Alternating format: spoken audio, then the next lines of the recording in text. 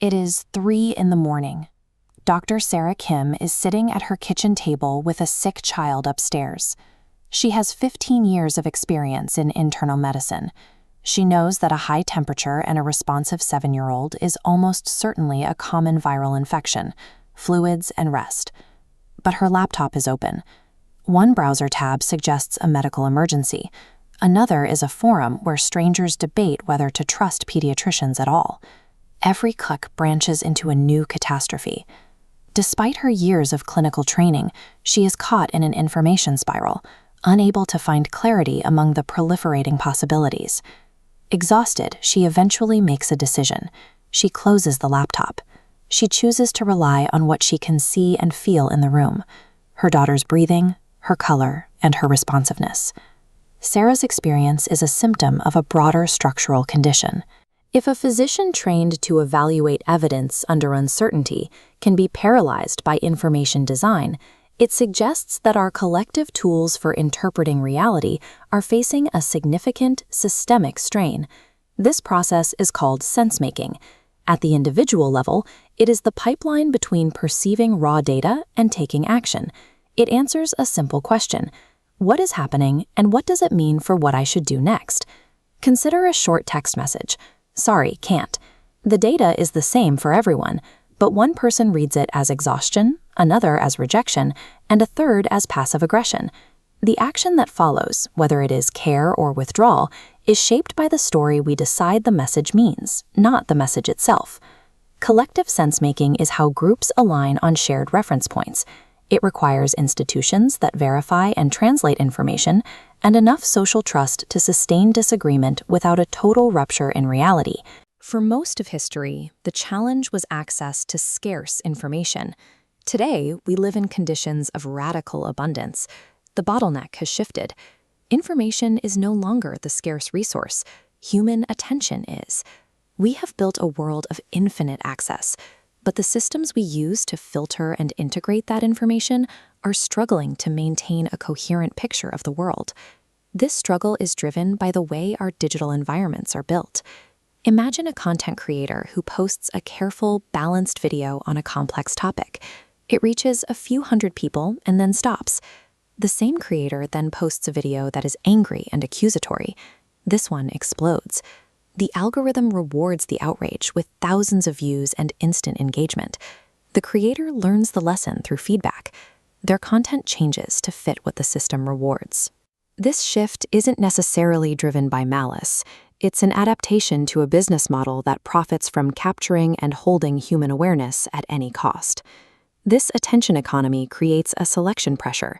It favors content that hijacks the mind through novelty, fear, or tribal signaling, making understanding an incidental byproduct rather than the goal. This environment creates two specific failure modes. The first is an epistemic bubble, a failure of exposure where algorithms filter out opposing views. The second is the echo chamber, a failure of trust where opposing views are present, but you're conditioned to dismiss them as malicious before evaluating their merits. While our digital spaces fracture, our physical ones are hollowing out. News deserts are appearing where local journalism has collapsed. Without a shared record of school board meetings or city contracts, rumor fills the gap, and shared civic knowledge erodes.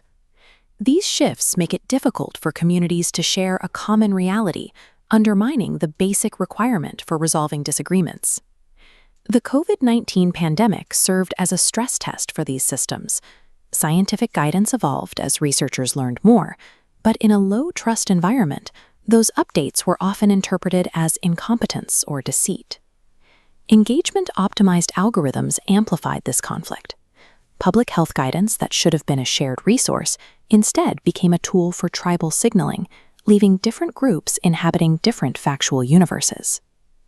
Hannah Arendt observed that when a society loses the shared sense by which we take our bearings in the real world, it becomes far easier to govern through fear and spectacle. In Myanmar, this was demonstrated with devastating clarity. Dehumanizing content about the Rohingya circulated widely on platforms designed to maximize engagement. The result was not a moral anomaly. It was a predictable outcome of a system that externalizes the consequences of its incentive design. Artificial intelligence is now accelerating these trends. It is dropping the cost of generating indistinguishable fake text and video towards zero, widening the gap between those spreading manipulation and those trying to verify the truth. In a poisoned information ecology, truth becomes expensive to produce and maintain. Meanwhile, manipulation becomes highly profitable for any actor willing to assert certainty without the constraint of evidence. This is a prerequisite failure. Public health, climate response, and economic stability all require a society to stabilize a shared reality long enough to reason and act together. And yet, sense-making still functions in domains with direct accountability.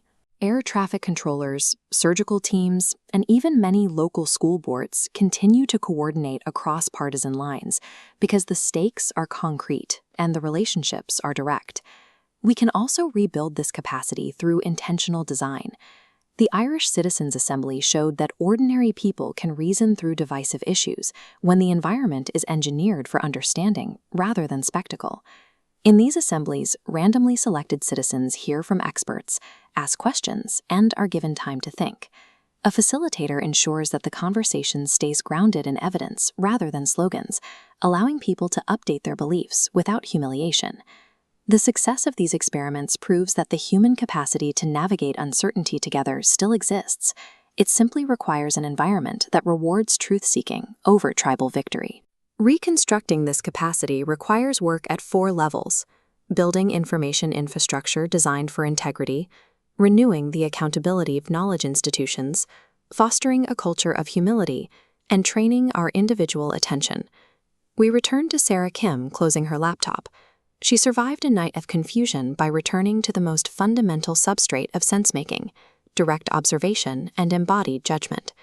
When sense-making collapses, societies lose their ability to coordinate, but they also lose their ability to agree on what matters.